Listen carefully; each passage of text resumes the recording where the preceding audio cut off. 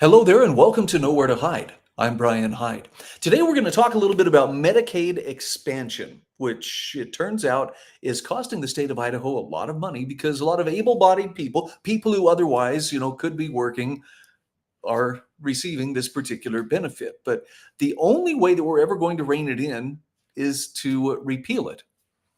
Don't take my word for it, though. Idaho Freedom Foundation analyst Fred Birnbaum has the details on it. We're also going to talk about a tragic story of a young woman, a young girl actually, killed by an allegedly illegal driver, meaning he was here in the country illegally. How interesting that the mayor of Boise, and for that matter, a lot of the legacy media in Idaho, have kind of slow walked any admission that the guy accused of killing this young girl was in the country illegally. We've got some details coming up on that in just a few moments. All reporters are biased, the Idaho Press Club are biased, all media, newspaper, radio. To be completely blunt here, Brian, and there are plans to expand indoctrination. That's right. Idahoans are also concerned. Horror shot. That line would be moving a little bit farther west. I'm like crying. Nobody wants to see dark money is influencing policy in our state. Well, that's not how this works. Once again, welcome to Nowhere to Hide. I'm Brian Hyde, and it's great to sit down a couple times a week and go over some of the issues that need just a little closer look here in the great state of Idaho. Medicaid expansion may not be something that you're sitting around talking, over at dinner, but it's something that deeply affects your pocketbook, and not just in the sense that, yes, you're a taxpayer, but there's also borrowed money, there are government obligations, there's growing dependency. But the bottom line is someone is like, look, we're just trying to help people, but there comes a point where you get a little too much help. In fact, to the point where you start to get negative returns. Let's take a quick look at Fred Birnbaum's excellent article on the Idaho Freedom Foundation website, idahofreedom.org. Repealing Medicaid expansion is the right move for Idaho. Fred lays out the problem so clearly here. Now, you have to be willing to crunch some numbers. And I know for a lot of people, eyes glaze over. Oh, we're talking billions. How can we pay attention? Because you're a taxpayer, you're an engaged citizen, and you need to know what your government is doing. So Fred starts out by pointing out that the term cognitive dissonance is applied to people who hold two conflicting beliefs in their heads at the same time. In no other public policy is this more apparent than how Idaho has handled the topic of Medicaid expansion to able-bodied adults in Idaho. And so from here, he provides some details. Now, you're not going to be able to see everything on this chart that I have pulled up here, so I would encourage you to go to idahofreedom.org to check it out. But you will see the change between 2021 and 2026 in terms of the revenue that has been appropriated, the actual expenditures that are expected, and all the other Medicaid expenditures. They have gone up so much. Here, Fred gives us a little bit of detail on what that looks like. He says, right out of its gate, very first year, Medicaid expansion cost 66% more than was originally appropriated. And in the past 5 years, using estimates for fiscal year 2026 expenditures, program costs have tripled from the original cost projection.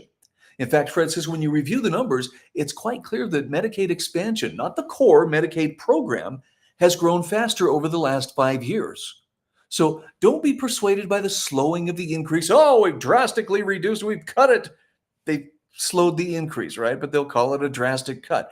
Because after tripling from the original projections, it's still running at an unsustainable rate. And Fred reminds us the core of Medicaid was designed for poor children and people with disabilities. Medicaid expansion, that added able-bodied adults who actually could and should be working. So our view is that the case for repealing expansion is the only way to rein in the growth of the program, and the data bears that out. Idaho would save $1.3 billion, 90% of which is borrowed federal dollars. But there's another problem that Fred identifies here. There's another element to that cognitive dissonance, he says. On October 30th of 2025, Governor Brad Little issued a press release with the following headline: Idaho pursues $1 billion in new funding for rural health care access. In other words, about $50 billion will be borrowed by the federal government, and Idaho will receive up to $1 billion of that to make rural America healthy again. Now, Fred points out that implies that rural Americans are not healthy, that more federal health care spending is the answer.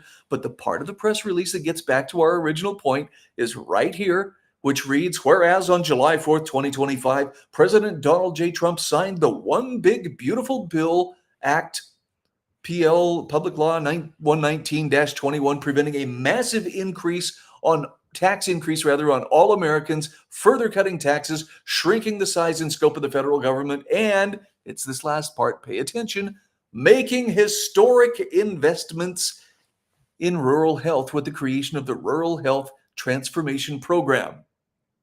Yes, saving the taxpayers, cutting government spending, and growing government, all in the same thing. And Fred says, here we go again. Shrinking the size and scope of the federal government while at the same time growing it. It's an endless circle that has to be broken if we're ever going to rein in federal deficit spending. Repealing Medicaid expansion to able-bodied adults, Fred says, that is the logical first step.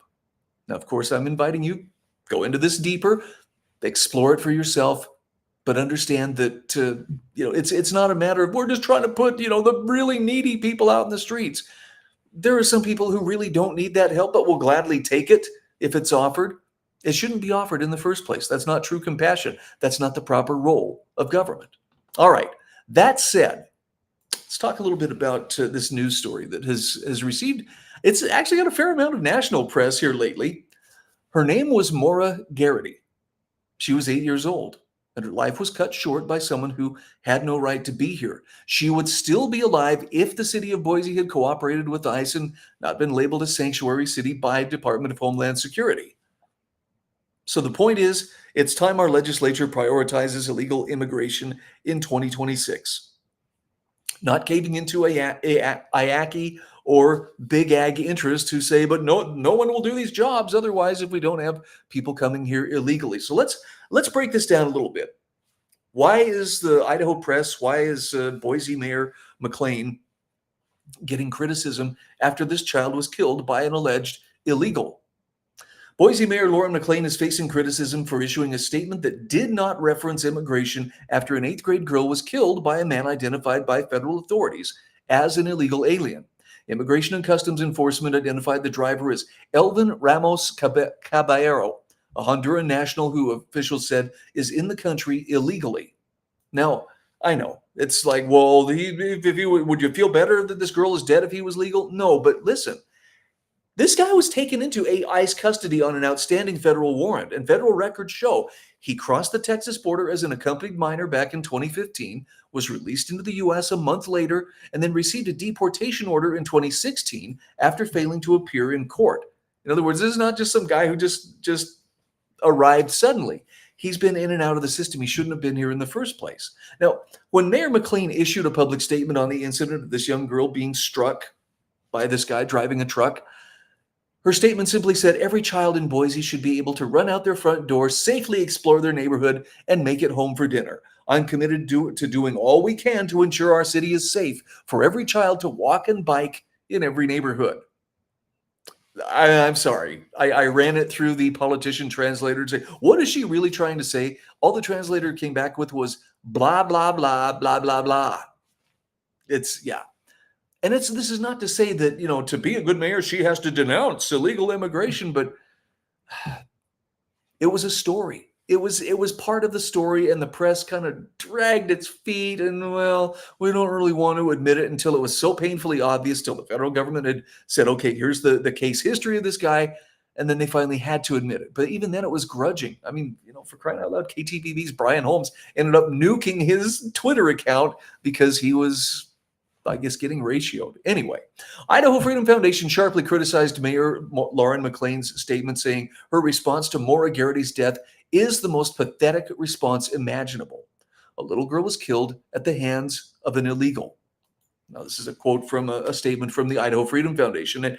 And this is the reason why they called out Mayor McLean. No mention of the girl's name, no mention of her killer, no mention of working to improve immigration enforcement. Ridiculous. Now, of course, we remember, though, that Mayor McLean sometimes puts politics a little bit above reality because, political goals are obviously the most important thing. This is the mayor that previously received criticism for declining to follow a state law and continuing to display an LGBTQ flag at the Boise town hall. So, look, I'm not telling you need to hate the press more or you need to hate this politician more.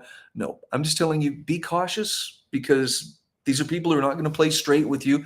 They're not going to tell you the truth. If you want to know the truth, that's actually something you're going to have to dig in and figure out for yourself. It's worth it to know. And you do have some people who are very willing to help you. Okay, that's now for some, it's like someone who are willing to tell you what to think. But I'm telling you, think for yourself. You'll just find some really good tools to help you in that regard. And IdahoFreedom.org, that's a really, really great place to start. I'm Brian Hyde, and this is Nowhere to Hide. All reporters are biased. The Idaho Press Club are biased. All media, newspaper, radio. To be completely blunt here, Brian, and there are plans to expand indoctrination. That's right. Idahoans are also concerned. Horror shot. That line would be moving a little bit farther west. I'm like crying. Nobody wants to see. Dark money is influencing policy in our state. Well, that's not how this works.